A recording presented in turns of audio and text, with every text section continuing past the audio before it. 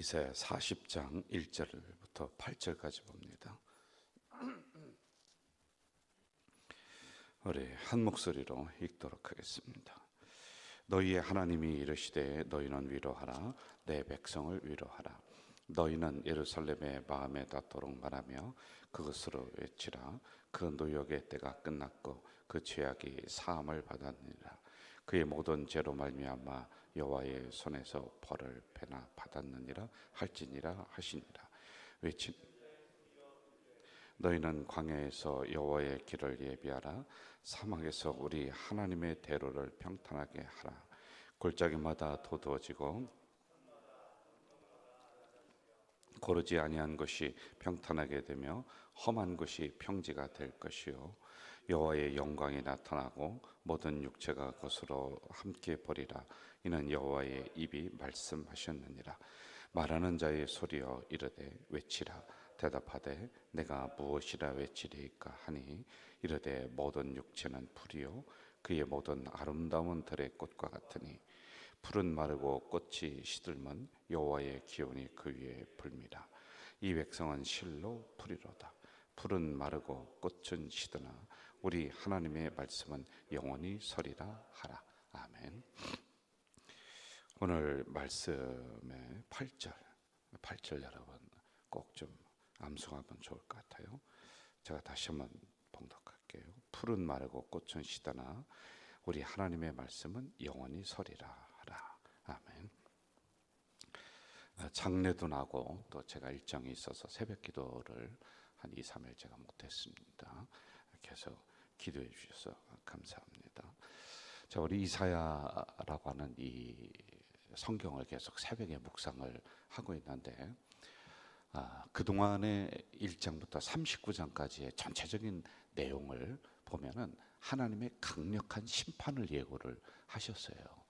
그래서 이 새벽에 여러분들에게 말씀을 전하면서 새벽부터 이 담임 목사가 혼내키는 것 같고 여러분들의 신앙을 막 그냥 채찍질하는 것 같아서 조금 죄송한 마음이 좀 있었지만은 그래도 하나님의 말씀인데 이걸 제가 어떻게 또 임의대로 막 바꾸고 이렇게 할 수 있는 건 아니지 않습니까?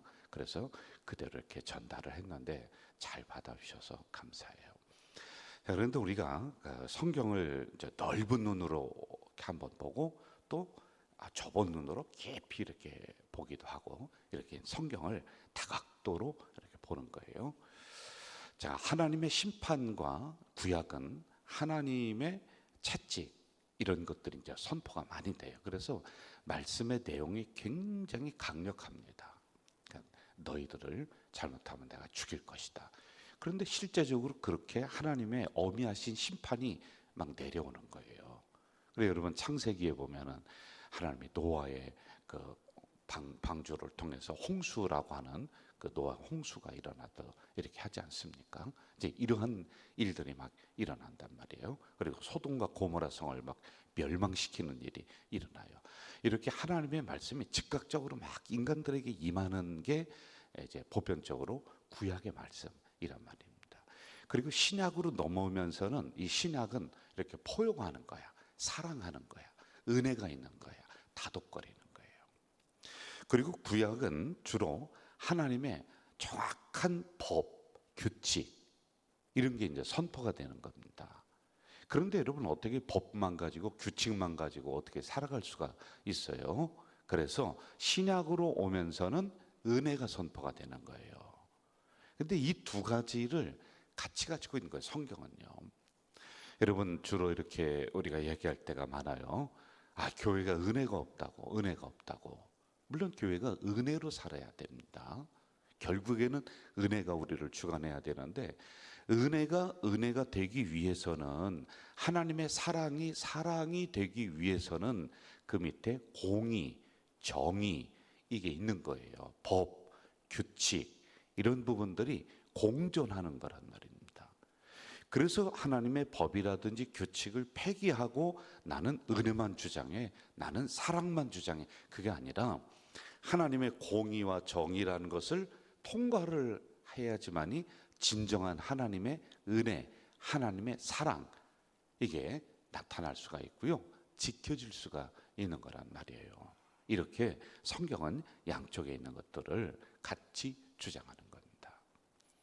자, 그리고 좀 좋게 보면은 여러분 노아 홍수 때도 하나님의 심판이거든요. 그런데 여기에도 뭐가 있어요? 은혜가 흘러. 하나님이 은혜의 방주를 만들어 주셨잖아요. 이게 항상 있는 거예요. 자, 제가 드리고 싶은 말씀이 이거예요.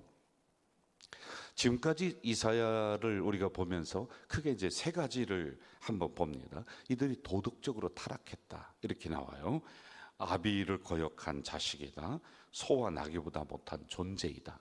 그래서 제가 이 말씀을 새벽에 전달하면서 잘못한 우리는 짐승만도 못한 존재가 된다. 우리의 신앙 상태를 바라고 제가 강력하게 이렇게 이야기를 했습니다. 그리고 범죄한 나라다, 허물어진 백성이다, 행악한 종자가 누구냐? 우리라는 거예요. 여러분 죄에서 죄가 나. 그리고 우리의 생각이 항상 악하다는 거예요. 어떻게 하면 사람을 칠까? 어떻게 하면 사람을 험담할까? 어떻게 하면 악한 일에 행할까? 이게 우리의 근본적인 생각들이다라고 하는 것이죠. 그래서 행위가 부패한 자식들이 바로 인간이다. 인간처럼 악한 동물이 없습니다, 여러분. 한번 생각해 보세요. 세상에 그 어떤 동물이 자기의 동물을 잡아먹고 자기의 종자를 잡아먹고 자기의 종자를 배신하고 하는 동물들이 많지가 않아요. 그런데 인간은 그렇게 합니다.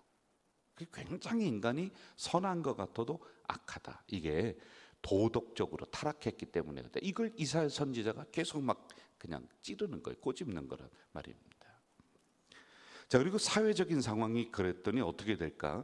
술 취하고 음란한 세대가 되었다. 좋은 것을 나쁘다 하고 나쁜 것을 좋다고 하는 이러한 거짓이 판을 치는 이런 세상이 그때 당시에 되었다는 거예요. 그러니 여러분 선지자가 하나님의 말씀을 전하는 사람이 이걸 바꾸서 얘기할 수가 없잖아요. 그러니 그들의 가슴을 막 찌르면서 가슴을 막 후벼 파는 거예요. 도려내는 거예요. 말씀으로다가 막 진단하고 당신이 잘못이다 라고 막 지적을 하는 거란 말입니다. 자, 그리고 종교적인 부분에서도 이제 지적을 합니다. 하나님을 모른다고 하는 거예요. 여러분 그동안 광야를 지나면서 하나님이 어부시고 안으시고 그래서 이스라엘 백성들을 이 가나안 땅에 정착을 시켰는데 지금 이 백성들이 하는 이야기가 과거를 돌아보면서 그거 하나님이 하지 않았대. 이런 배은망덕한 놈들이 어디 있어요.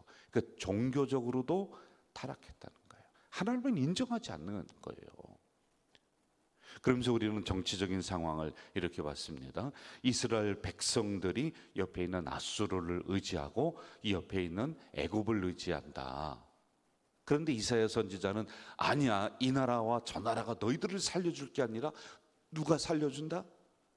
하나님이 살려준다. 제가 이제 그동안 이렇게 강하게 말씀을 드렸어요. 이게 1장부터 39장에 있는 말씀이란 말이에요.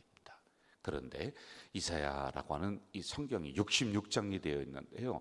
이 안에도 하나님의 복음과 하나님의 사랑과 하나님의 은혜를 담아놓고 있는 게 뭐냐? 40장에 있는 내용이라는 거예요. 그래서 구약 속에 있는 신약, 심판 속에 있는 하나님의 사랑, 이걸 말씀을 하고 있습니다. 자, 우리 1절 한번 좀 봅시다. 1절 같이 한번 읽어볼까요? 시작. 너희의 하나님이 이르시되, 한 번 더 합시다. 시작. 너희의 하나님이 이르시되 너희는 위로하라, 내 백성을 위로하라. 위로하라, 위로하라, 이렇게 나와요. 자, 저를 보세요. 성경에서 똑같은 단어를 두 번 쓸 때가 있어요. 내가 너를 복주고 복준다, 위로하고 위로하라, 이렇게 될 때가 있어요. 자, 이건 뭐냐면은 히브리어의 문법에 보면은요, 최고급이 없어. 그러니까 최상급이 없어. 내가 너를 좋아해. 그리고 이거보다 더 최상급은 뭐예요? 나는 너를 진짜 좋아해. 근데 이게 없는 거예요. 비교급이 없는 거예요. 그래서 진짜 중요하다라고 하는 것은 두 번을 쓰는 겁니다. 두 번. 내가 너를 복주고 복주마. 이건 진짜 복준다는 거예요.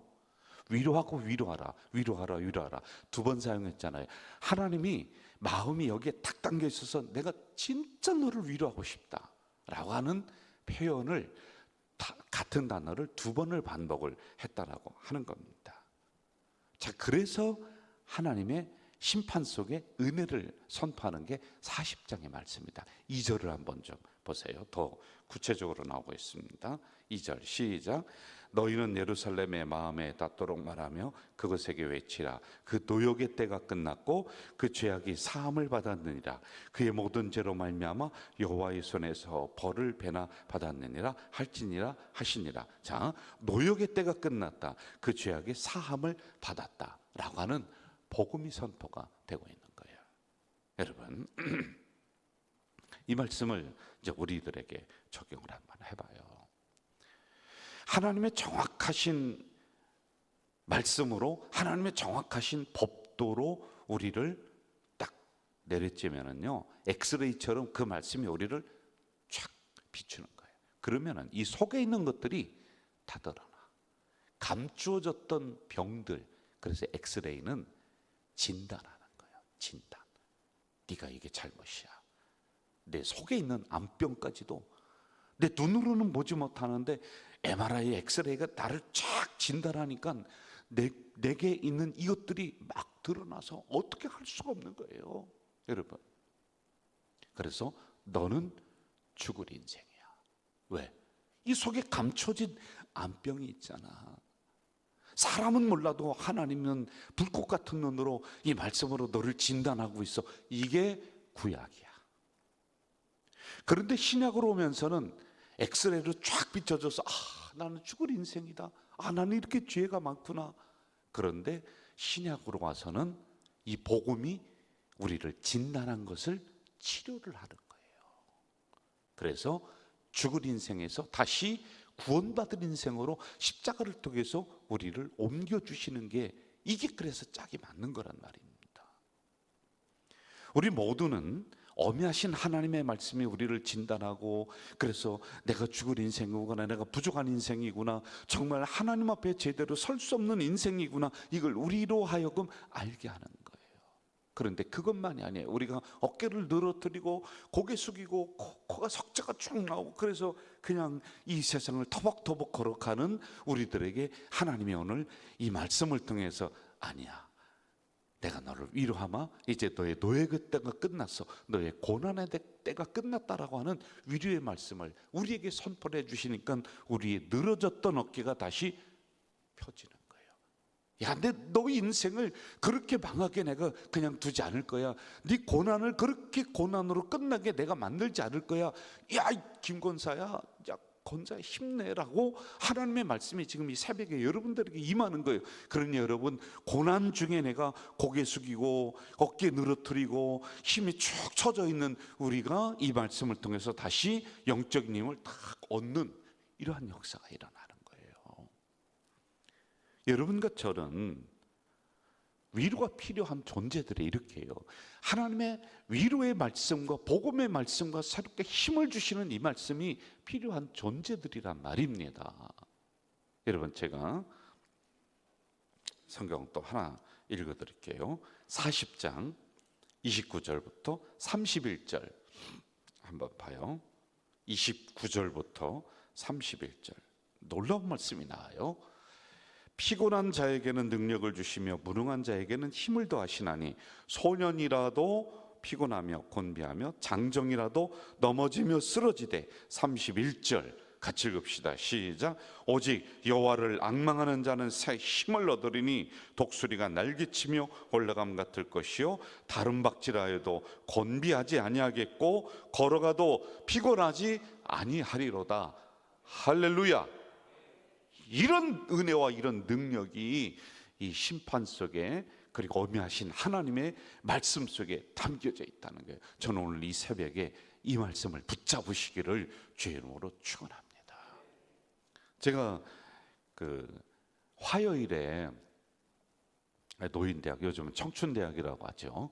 그럼 거기서 연설을 합니다. 설교라고 하지 않고요. 그러나 그 밑에는 복음을 담아서 제가 또 예수 그리스도를 소개하고 뭐 이런 복음도 전달하면서 재밌게 이렇게 연설을 해요.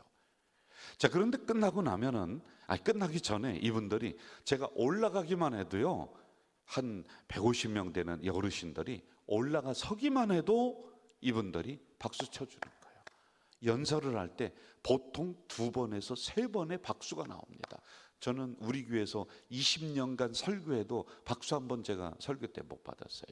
그러면 설교 끝나고 연설 끝나고 나면 이분들이 어떻게 하냐, 그 중에 어떤 분이 내가 끝나고 나가면 나와서요 목사님 하면서 10,000원 주는 거예요.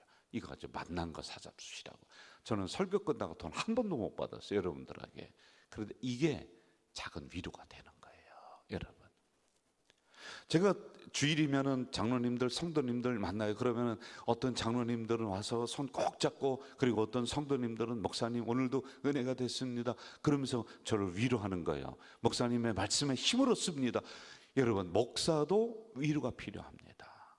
장로님들도 위로가 필요한 거예요. 여기 있는 분들 위로가 필요하지 않은 사람이 하나도 없는 거예요. 그런데 인간의 위로는 꼭 기억하세요. 잠깐의 힘을 얻어요. 그것도 필요합니다. 그러나 하나님 말씀의 위로는 영원할 줄 믿습니다. 오늘 이 말씀 가지고 나를 위로하시는 하나님, 나와 함께 하시는 하나님, 내가 힘이 처져 있을 때 독수리 날개치며 올라간 같이 이 두 날개를 활짝 펴고 이 인생을 날아다닐 수 있도록 만들어 주시는 그 하나님, 그 하나님과 오늘도 동행하는 이 하루 되시게 주 이름으로 축복합니다. 사랑하시는 아버지 하나님, 오늘도 말씀을 허락해 주시니 감사합니다. 주신 말씀에 새로운 힘을 얻습니다. 이 세상은 탈진, 시험, 어려움, 나를 진단하는 거, 너는 가망이 없는 인생, 이렇게 얘기하지만 아니야, 내가 너를 위로한다. 고난의 때가 끝났다. 고난의 때가 끝났다. 노역의 때가 끝났다. 이 말씀 주시오니 하나님, 이제 이 말씀 붙잡고 독수리 날개치며 저 천공을 향해 폭풍우를 뚫고 나아가는 우리 성도들이 될 수 있도록 이 새벽 은혜를 내려 주시옵소서. 예수님의 이름으로 기도하옵나이다. 아멘. 하늘에 계신 우리 아버지,